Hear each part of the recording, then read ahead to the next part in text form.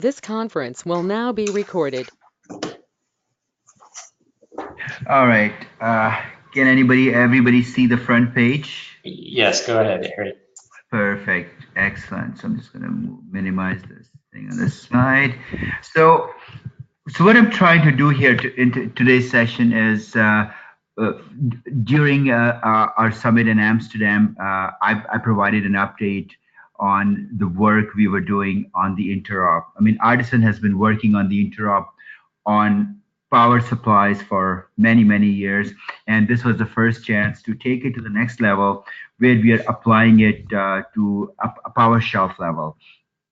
And essentially, power shelf is very interesting because it has various elements like, you're dealing with controllers, you're dealing with power supplies from different vendors, you're dealing with BBUs.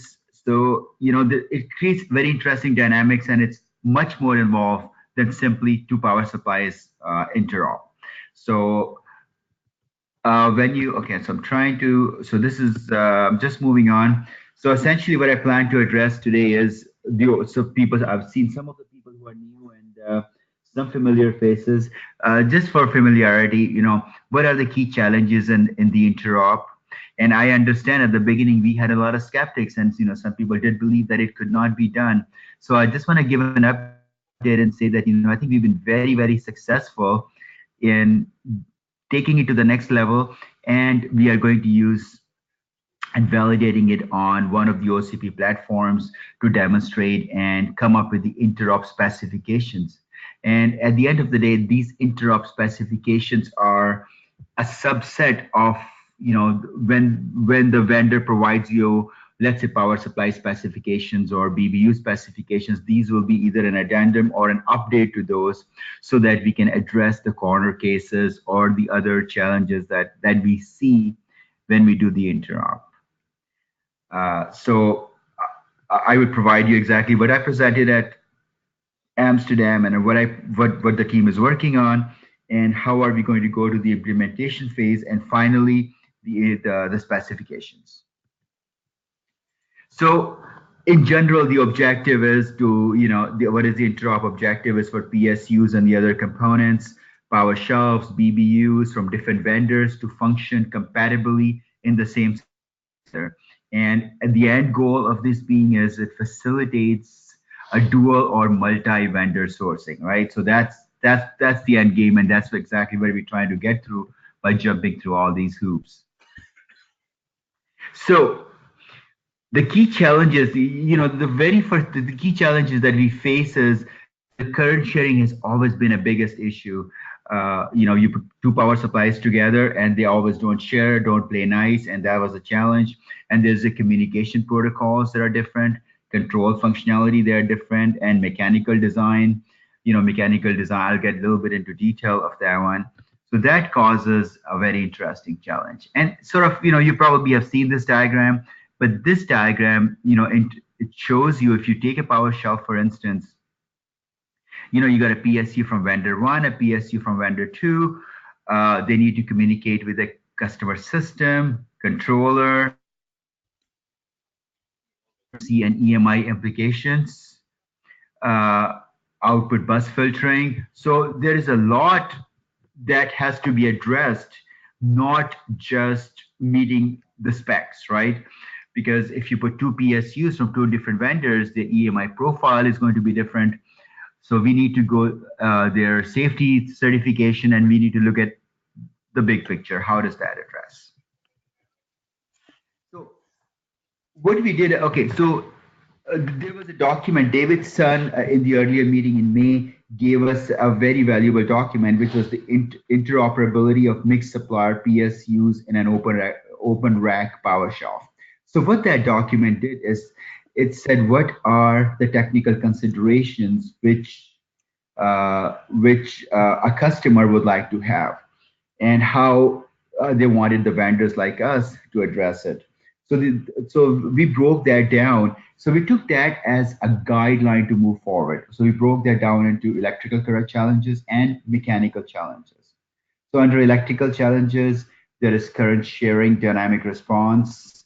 That's the key thing, how they share and how they address the variable, especially with with the storage and server loads. They're very dynamic in nature. There's a huge changes based on the load, which is the demand.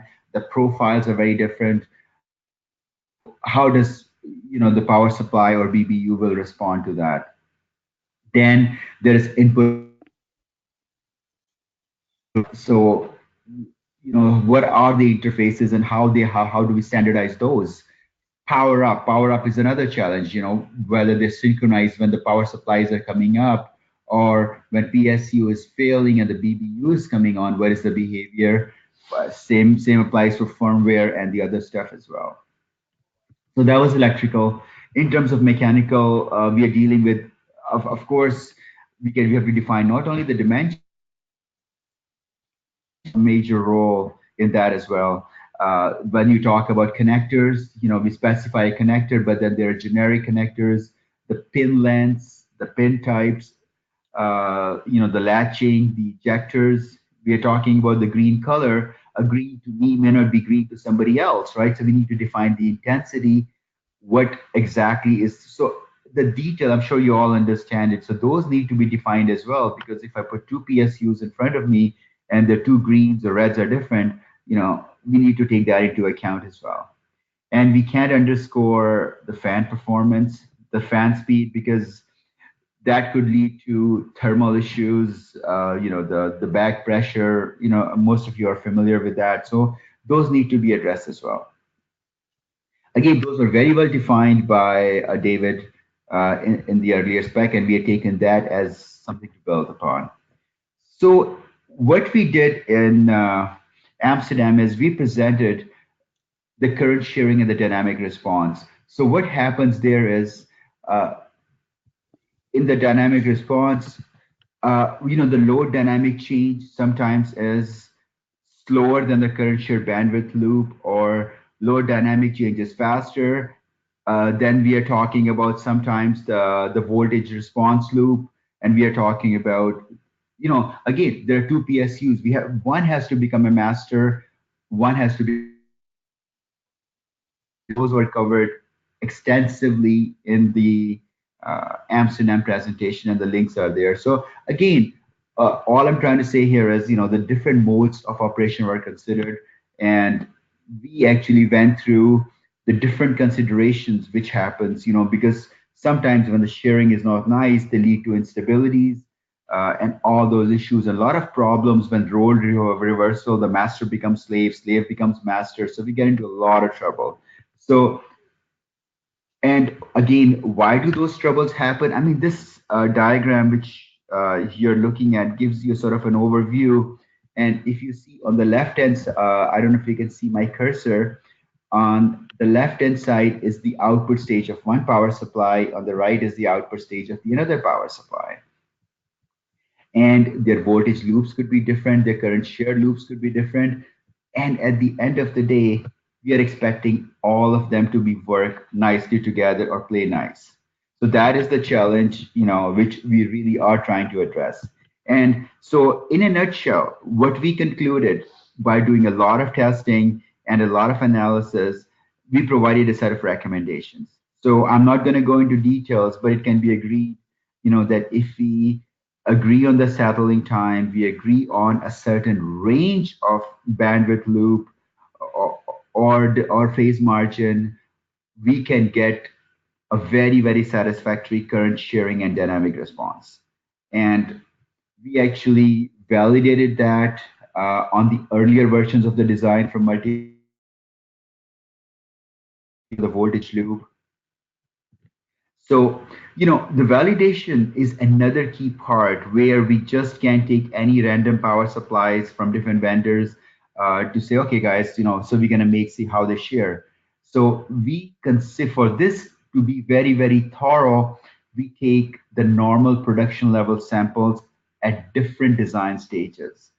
They could be first, we start that with the prototype stage. Then we do that, the essentially to ensure the subtleties that are introduced by manufacturing processes are also validated. Use which could be trimmed at the maximum or the minimum settings or different settings, so that we cover all the cases. So we have done the theoretical analysis. Now we have validated this design with different design settings. So this is how we validated it. So essentially, on a test case, we have done the prototypes and we are doing results are looking very good. This is just an illustration of the output and how good.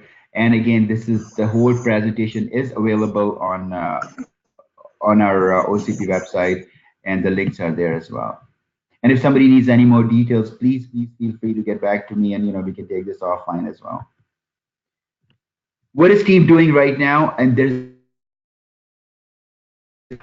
peak loading operation. So, essentially this again is most of the times not covered in the power supply spec, which we get from when you take power supplies and you go load steps, let's say from 50 to 120% of the load, some of the power supplies may shut down and some keep on operating. So we need to define those conditions. So the challenge we are currently working on is the peak loading operation. And this is really a key part, again, in the servers and storage applications where the load changes all the time. And this is where they need to play nice and make sure, we don't get into any problems. And so what we're going to come back with this is how are we going to address this? What are the challenges and how do we get around it? And not to underscore the mechanical and thermal challenges as well, I'm working with some other team players. This interop committee is made up of, their input. So hopefully next time or during the global summit, I plan to provide an update on the mechanical and thermal considerations and looking at the back pressures and all the other things, how they become the part of interop specification. So we want to include that into the scope as well. So that's what we are addressing at present. Again, this just gives you an overview of validation phase that, there are about, just to give you an example, our interop report has about 10,000 pages and we need to cover multiple effects, corner cases. So we need an ATE program uh, to facilitate all that. And I guess we work that with different vendors as well. Let's say vendor A will do the interop, then vendor B, power supply vendor will do the interop. And ideally, they use a similar test setup so we can replicate this at two different locations. And then we compare the results and see, where we are at the end. Again, just summarizing, next step is, I'm going to be updating the feasibility specifications with the current sharing work the team has already done, voltage and stuff. The work is carrying on the mechanical side, which I just mentioned on tolerances, materials, and all the fine details. On the electrical side as well. Electrical side remaining part is I don't think is as sharing because as long as we define signal and interface circuitry and everybody replicates it, we can get around that. Same for LED responses, the blinking rates, intensity, wavelength, if you agree. So idea is to have that covered in detail in the spec. Same thing goes for digital communication. So that's pretty much the work in progress on that one.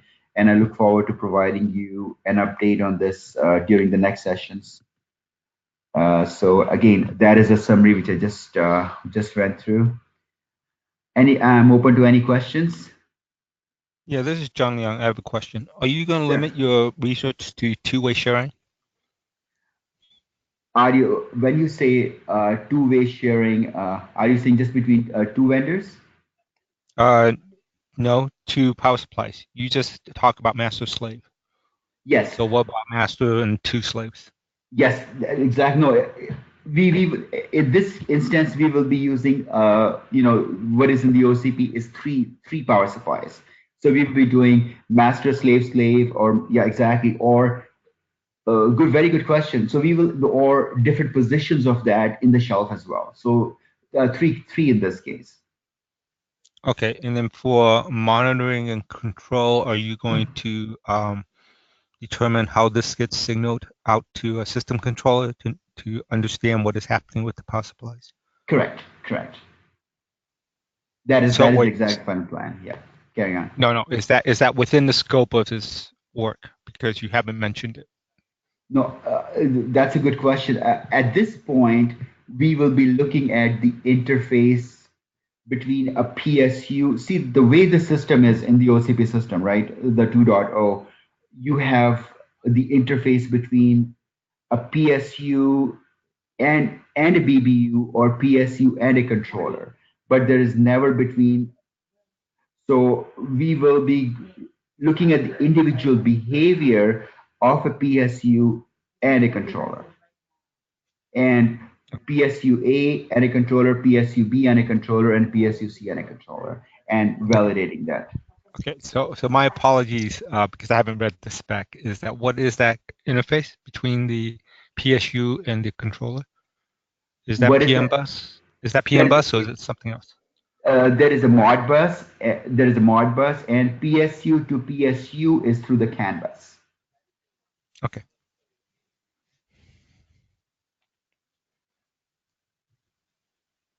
Any other questions?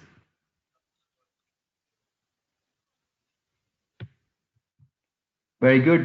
Thank you for your time. I guess I hand it over to you, Steve. Okay, thanks a lot, Harry. I appreciate that. Okay. Okay.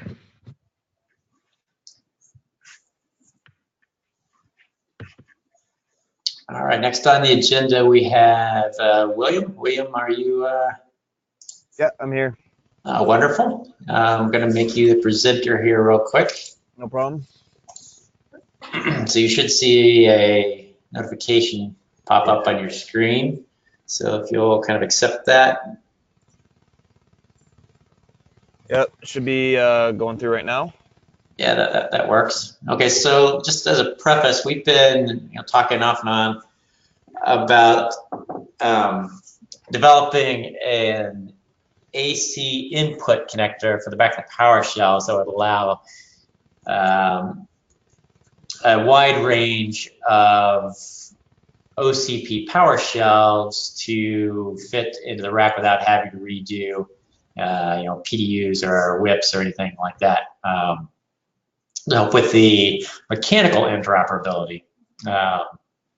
So this is a kind of a proposal that from Harding on kind of how we might proceed down that path. So William, if you want to take it from here. Oh yeah, thank you, Steve. Yeah, so as Steve was talking about, we've been in discussions with him just at a high level for developing this AC power input connector for the power shelves.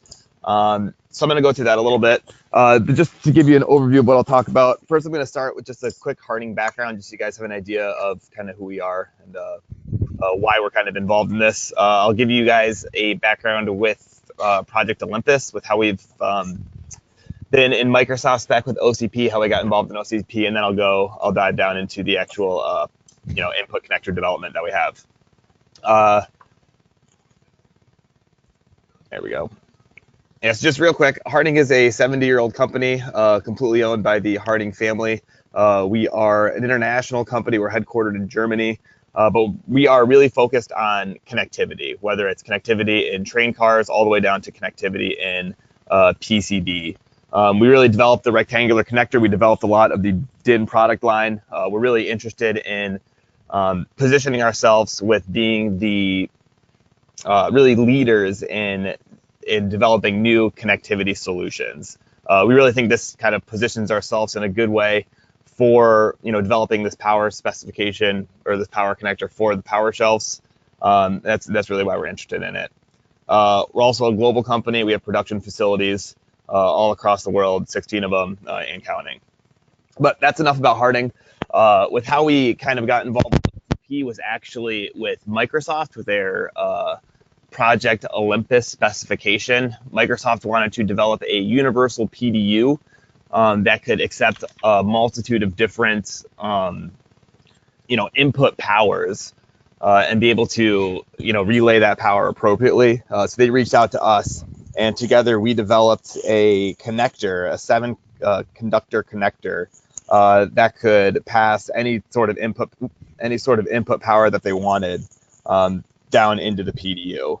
I apologize if this is a little bit blurry down here, but we thought this was a really good solution. It used our proprietary solution for the Han Eco connector, which is a plastic connector. You can see it up here. But if we look at kind of using this for the generic power shelf connector, there is a couple of problems with it. The first one, you can see it is wide. It is actually greater than 45 millimeters. It's greater than the 1U length. So you're not going to be able to put it on a power shelf and be able to get, other assets above or below the power shelf. The second issue with it is the fact that it is proprietary. We are unfortunately not going to give up the design specifications for Han Eco to be kind of developed by anybody. But that's, with OCP, that's not really what you guys are looking for. You guys are looking for an open spec that can be created by anybody, and that really fits, the targeted need for this power shelf. Yeah. Let's see what we got here. It's not, there we go. Yeah, so we have connectivity solutions throughout the data center, and this is, I'm not going to focus on this. But this is a kind of the idea of what we are looking for right now, of what we're looking for developing right now. It is a 5-conductor or a 5-pin solution, 3-phase and neutral. It is, not too deep, not too wide, something that can fit on the power shelf right now. I want to say that this is still a very conceptual drawing. We're still kind of in the process of developing a couple of different ideas. This is just kind of the first one that we, developed just to kind of give you an idea of the type of connector we're looking for. A couple of things that are going to be different about it is, number one, this is a straight-in cable entry into the connector. But since depth is a concern, we'll probably move this to a 45-degree cable entry. Another thing that's going to be different is right now these insert that holds the contacts is a separate piece from the hood. But we want to bring that down into one design. But just because our standard designs, we'll say, separate this insert from this hood, it's just kind of the first thing that we were able to get out right now. The final thing is that right now these contacts are not finger protected. The final design will have these finger protected as well. So as we look at the specifications for what we want to develop for this, is we are looking at a 50 amp per pin. That's the max for the RMS. It's looking like we may have to go up to an 8-gauge wire for continuous 50 amp or 10 millimeters squared. As we look at having it be approved for both Europe and the US, we'll probably have to use the millimeter squared. And a 45-degree maximum temperature. It's going to be approved for up to 480 volts with finger protected contacts, like I was saying right now. It'll be IP54 dust proof. We're not going to go for a whole IP65. Assuming nobody's putting their data centers in water.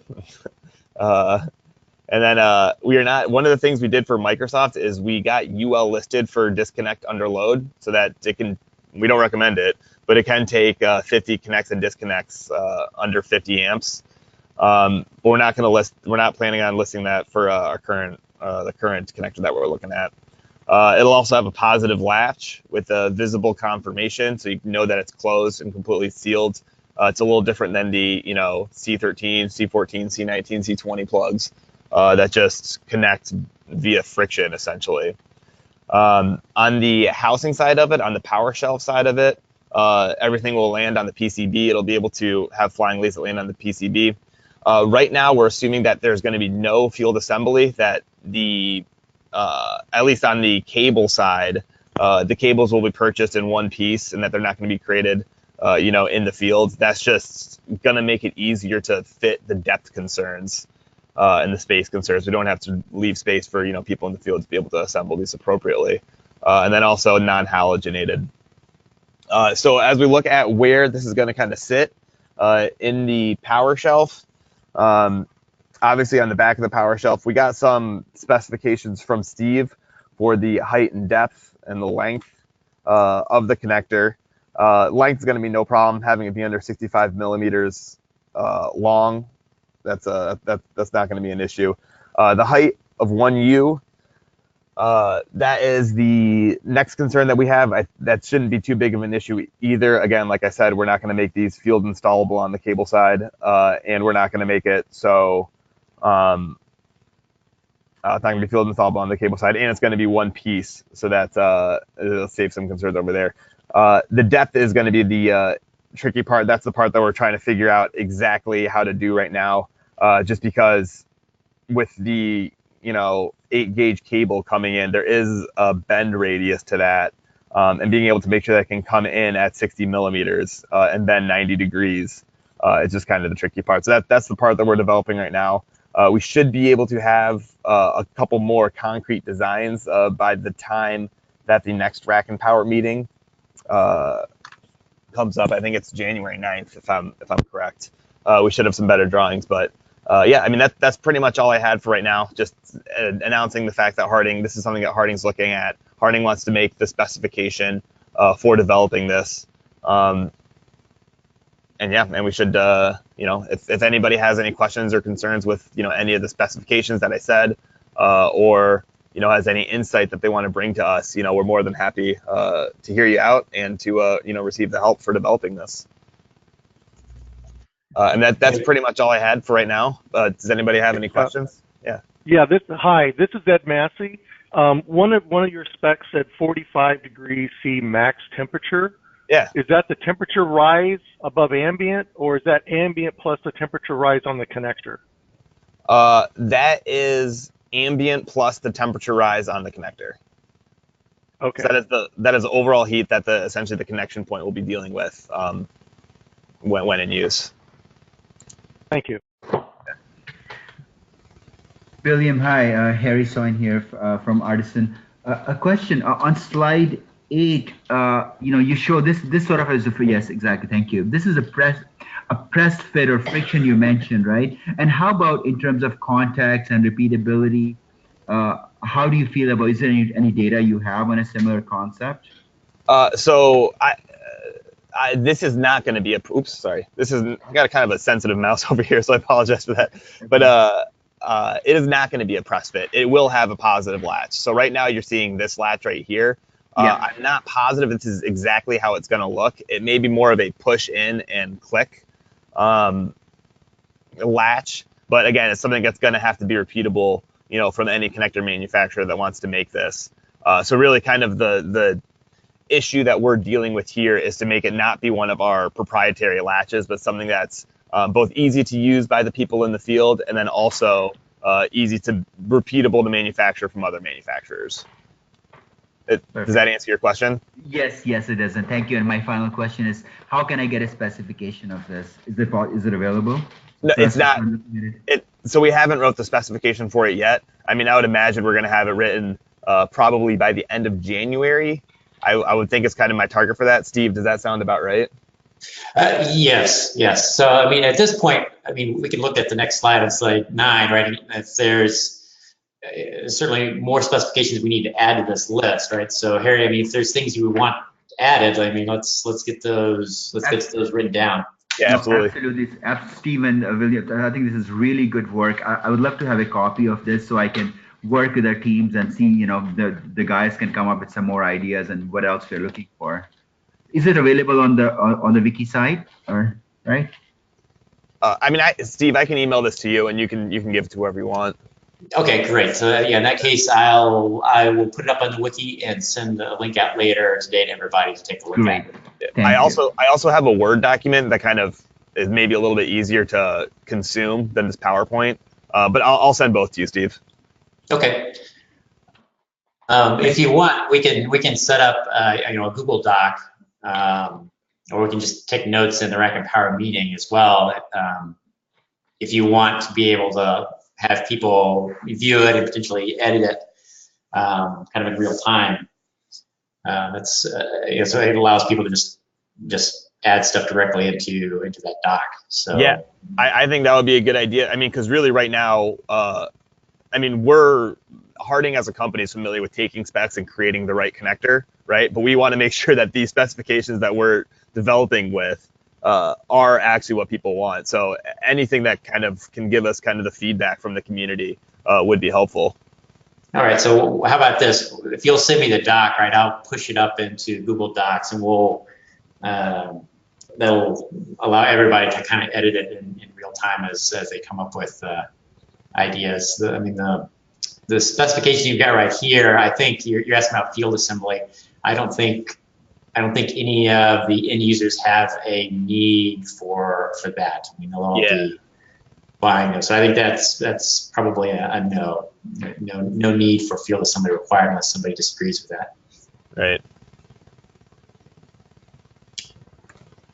Steve, do we have a spec on what the max ambient temperature is in the data center, or the air coming out, in this case, of the power cell? Yeah, so that's a great question. I think the exhaust temperature, can easily, I will pull that out. I've got that. I think it's somewhere in the order of 60 C.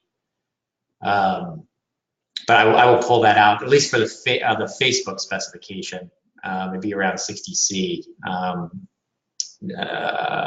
don't know if that's high enough necessarily for everybody's application. I'm thinking it's not that uncommon to get up closer to 65 C.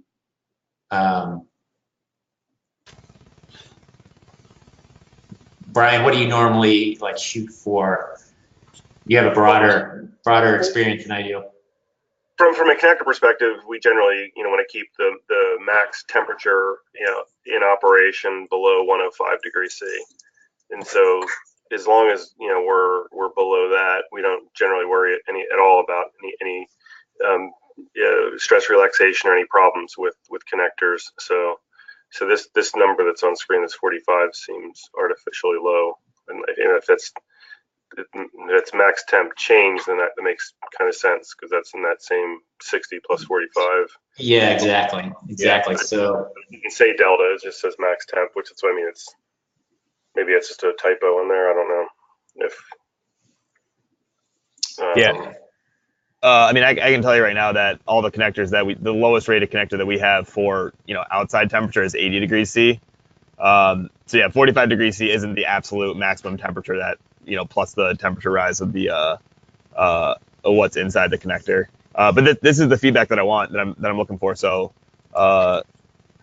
if you're saying that 105 is the highest it needs to go to plus the temperature rise, this is the feedback that I'm looking for. 105 is usually the max temperature you'd ever want any part of the connector to reach in operation. So that's ambient plus the T rise of the connector. Okay. Yeah. Okay.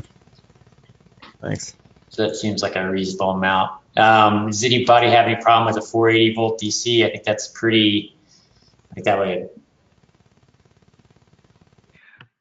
Actually, I was going to bring that up, Steve and William.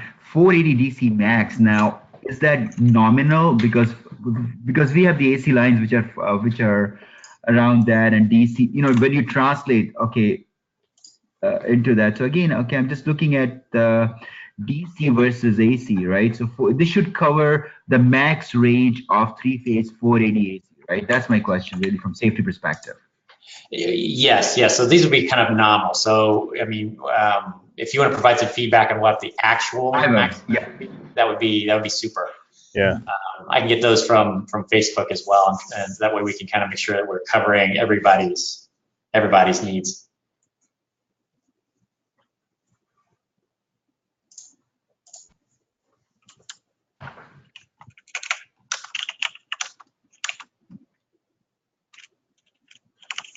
Cool.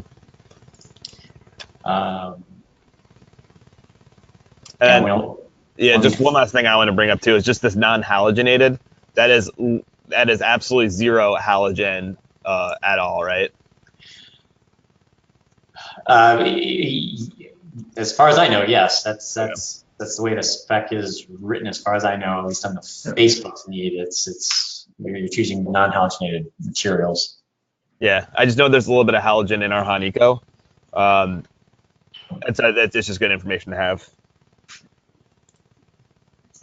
I don't know the exact amount in parts per million or whatever, but William, I think it defines a certain level. Not again, in my limited experience, because we specify these similar parts, it actually defines the level of all those contaminants, like whatever those are. I think it's less than a certain degree. I don't believe it means zero. It means a certain level. And I mean Okay. those specs, we have those specs. I mean they're available online, whatever. And I can help you with that if you have any questions on that, because we work with this all the time. Yeah, I mean, if you could help me find out exactly what the kind of the maximum Sure. halogen level is, that would be super helpful. Thank you, Harry. No problem. Send it to you. Yeah, Facebook has some specs on those too. So like I said, if we've got kind of a working doc, we can all be working together to make sure all of our needs are on that same doc. Cool.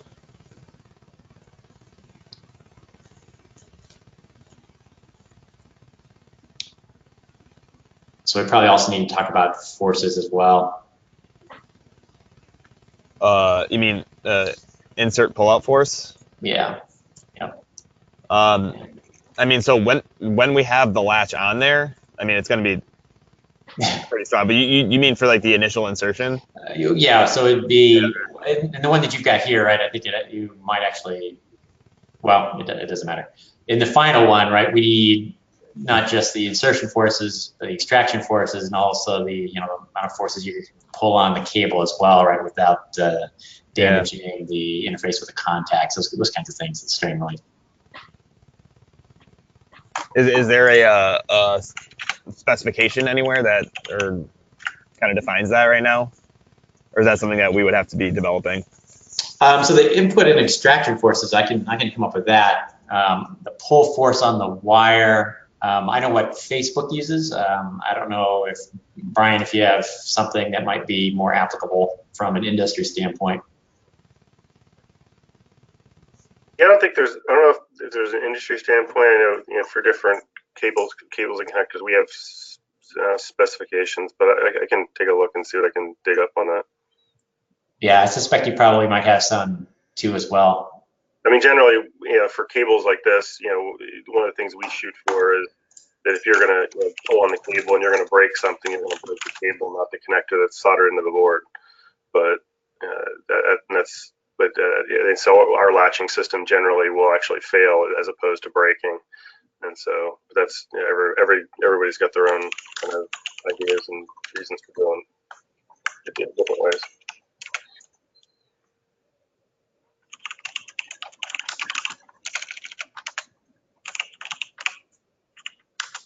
Okay, I'm just taking some notes in our doc here real quick.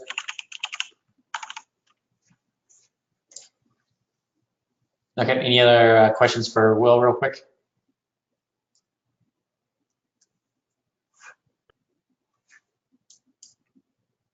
Okay, super. In that case, yeah, after I get the information, Harry, if you'll send me your update as well, I'll push it out so everybody can see that as well. I'll do that. And once I've got all that uploaded, then I'll send some notes out either later on today or it's probably tomorrow by the time I can get all that uploaded and out to you guys for review, as well as the link for the 2.1 spec. Okay. So unless anybody's got anything else, Steve, I had one question. Remember, you studied a very interesting topic when we had a summit in Delta, which was about the skews of the power shells. Perhaps I missed anything. I just wanted to know, is there anything latest on that one? So honestly, I'm not sure. There's a lot of interest in it on the power shelf side, and then as well as the advanced cooling side. There's also a lot of interest as well because they're interested in sizing their cooling solutions, whether it's doors or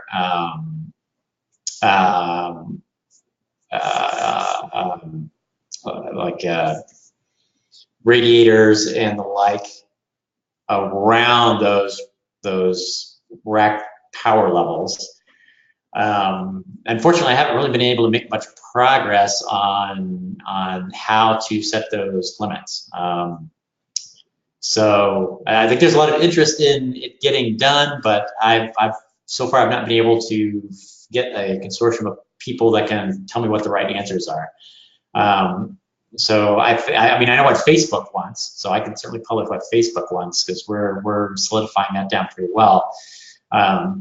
but I don't really have much feedback from the larger industry on what they're interested in. What power levels make sense to them. So until I can kind of get over that hump, I'm not sure exactly what else to do other than I can push what Facebook's interested in, which is relatively modest amount. Thank you. I think you're looking at everybody else for, I understand that. I think we all need to provide input here, I guess. Thank you. That's a good point. Yeah, I mean, it's not just us, but some of the more end users, right? Right.